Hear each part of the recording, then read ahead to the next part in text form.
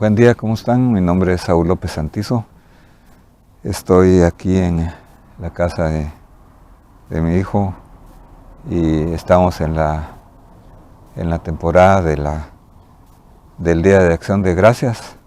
Siempre es bueno dar gracias por todo, porque nos concentramos en lo bueno que tenemos, en la bendición. Y lo más grande que nosotros tenemos es haber tenido la bendición de recibir la salvación de Dios, porque de tal manera amó Dios al mundo que dio a su Hijo unigénito para que todo aquel que en Él cree no se pierda, sino que tenga la vida eterna. Voy a invitarles a estudiar conmigo la última parte del libro de Juan, la última parte del capítulo 21, que es un desafío a seguir a Jesús por amor. Vamos a leer una parte aquí del capítulo 21, versículo 15, que dice así: Cuando habían acabado de desayunar, Jesús dijo a Simón Pedro: Simón, hijo de Jonás, ¿me amas más que estos? Pedro le dijo: sí, Señor, tú sabes que te quiero. Jesús le dijo: apacienta mis corderos. Y volvió a decirle la segunda vez: Simón, hijo de Jonás, ¿me amas? Pedro le dijo: sí, Señor, tú sabes que te quiero. Jesús le dijo: pastorea mis ovejas. Le dijo por tercera vez: Simón, hijo de Jonás, ¿me quieres? Pedro se entristeció porque la tercera vez le dijo: ¿me quieres? Le respondió: Señor, tú lo sabes todo, tú sabes que te quiero. Jesús le dice: apacienta mis ovejas. Tenemos entonces aquí que después de que Jesús había hecho un milagro de provisión, proveyéndoles a ellos de una pesca milagrosa, y además de eso compartió con sus discípulos el desayuno. Jesús tiene un diálogo con Pedro enfrente a los demás discípulos.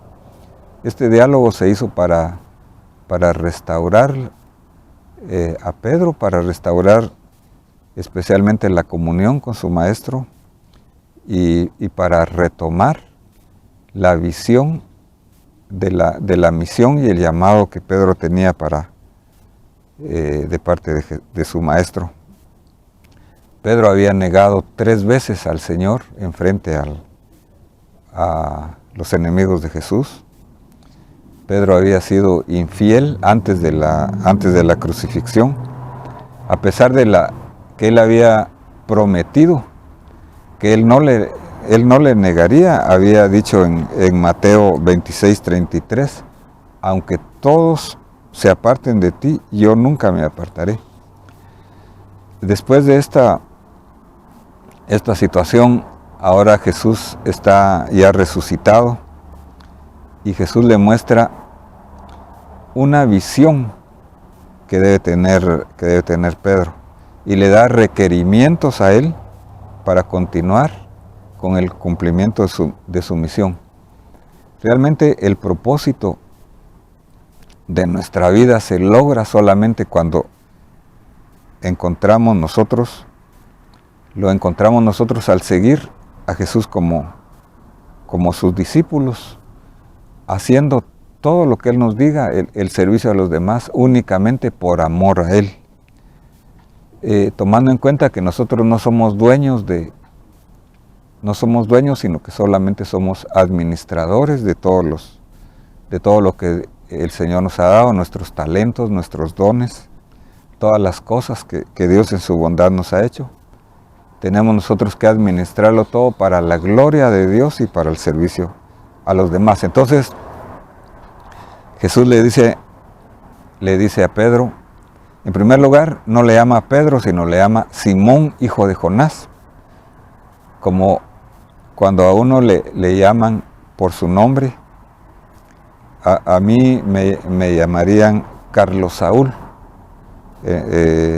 A Pedro el Señor le llamó Simón, hijo de Jonás. Alguien que no había permanecido, alguien que no era Pedro, porque Pedro significa alguien que tiene un carácter firme, un carácter fiel. Y entonces el Señor le usa la palabra me amas, pero la palabra en griego es agape, me agapao. Esta palabra significa un amor incondicional, un amor que implica entrega a Dios. Es el amor que Dios tuvo cuando Él nos amó. Nosotros en nuestro servicio debemos de tener la misma motivación que tuvo Jesús cuando Él fue a la cruz.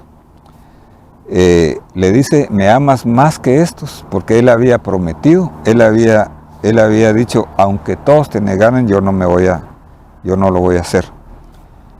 Pero aquí viene entonces el reconocimiento de Pedro de su nivel de amor hacia su maestro. Le dice, Señor, tú sabes que te quiero. Pedro no se anima a decir la palabra agape, sino él dice la palabra filos en griego, que significa un amor fraternal. Y el Señor le da la asignación, apacienta mis corderos. Apacienta a los que son recién convertidos, ten especial cuidado en ellos. Y la segunda vez, el Señor le hace otra vez la segunda pregunta, la segunda vez, la misma pregunta. Simón Pedro, ¿tienes un amor tipo ágape?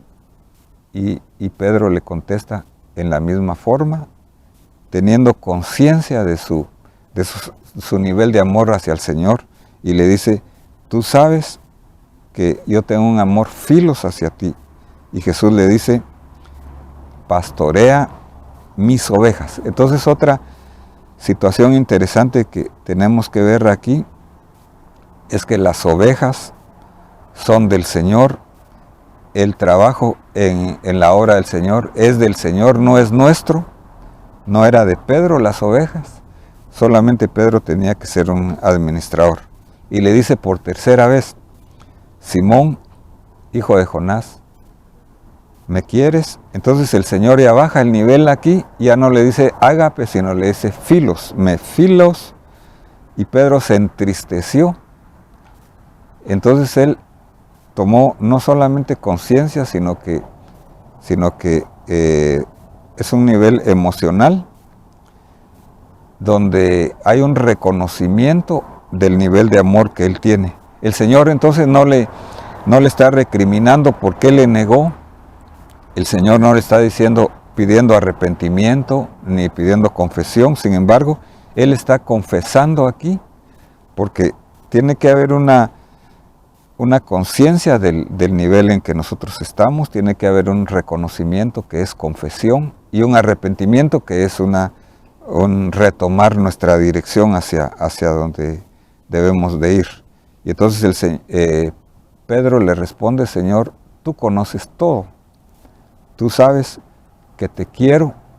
Él usó la palabra filos los 3 veces y entonces el Señor le dice, apacienta mis ovejas. Le da entonces la asignación que le había dado de apacentar sus ovejas y Pedro y el Señor le dice, en verdad te digo, cuando eras joven te vestías y andabas donde querías, pero cuando seas viejo extenderás la mano y otro te vestirá y te llevará a donde no quieras.